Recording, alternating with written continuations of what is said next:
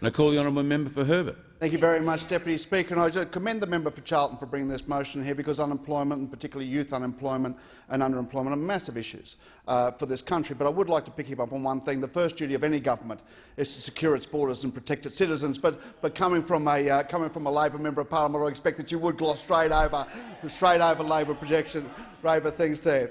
So, look, as I said, there is a lot of issues around unemployment and underemployment. The issues I see in my electorate are wide-ranging.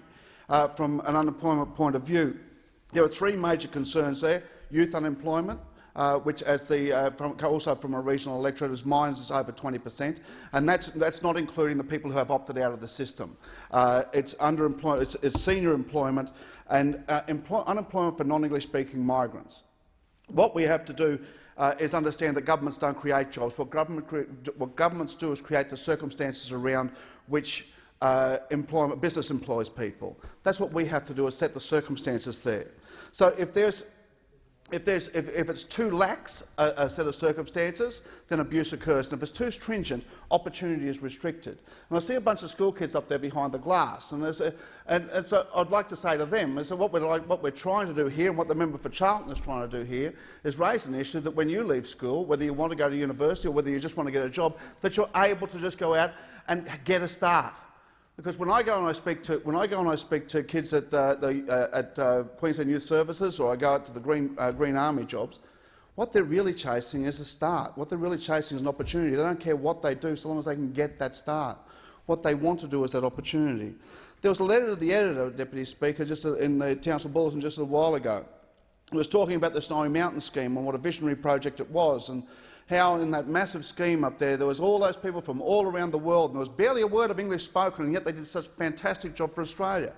Well, unfortunately, none of those people today could get a job because they can't pass basic literacy, so they can't get past the workplace health and safety issues. And for people under 25 these days, for under 24, you must have 100 hours just to get a driver's licence, 100 hours as a learner to get a driver's licence, including 10 at night. So, whilst we don't want unsafe workplaces and we don't want unsafe roads, are the barriers we're putting up to employment, are the barriers we're putting up to opportunity, working against those very people that we should be trying to get that opportunity? If you're from a low, and for the member for Charlton and myself both come from regional electorates, where public transport is not that easy to get around, and so we are very much a car society. So if you're in my city of Townsville, if you live in the Upper Ross and you have to be in the city for a 9 o'clock job appointment, for an interview and a job appointment, and you miss the 6:30 bus, or it doesn't turn up, which is often the case, you can't get to the Willows in time to get the connecting bus into the city. So you must have those things there. And if you're from a low SES background, you can't get that. For your parents don't own a car, that's the sort of preclusion thing that we do to people as governments from all over the place to make it harder for you to get that opportunity. Now, as I said, we don't want lax workplaces and we don't want roll down things, but we do have to look at the exclusions that we do on people who are trying to get a job. We must look at these things here. So the governments have a serious role to play in providing that opportunity. Now, Queensland just recently elected a state Labor government, and that's all well and good. And they went to the election saying that they would bring in, they'd be able to provide the jobs, they'd be able to provide the opportunities without selling assets. Now, as soon as they've got in, they still want the money from the federal government's asset recycling fund, which is a bit silly. The figure that I have heard bandied about the place in relation to the amount of private investment pulled out of Queensland due to the change of government is $37 billion worth of private investment.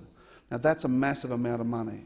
That's a massive amount of private investment in the state government, and we wait with bated breath to see what Curtis Pitt is going to do with the state budget, but he must map out a plan where he's going to participate in the provision of jobs, where he's going to map out a plan for the provision of opportunity for Queenslanders, because we're the ones that are really up against it at the moment.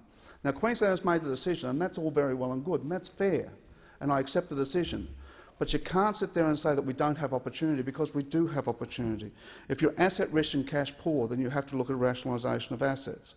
Opportunity is what we're seeking for all people. To get the start is the phrase that I hear all the time in my community. I just need a start.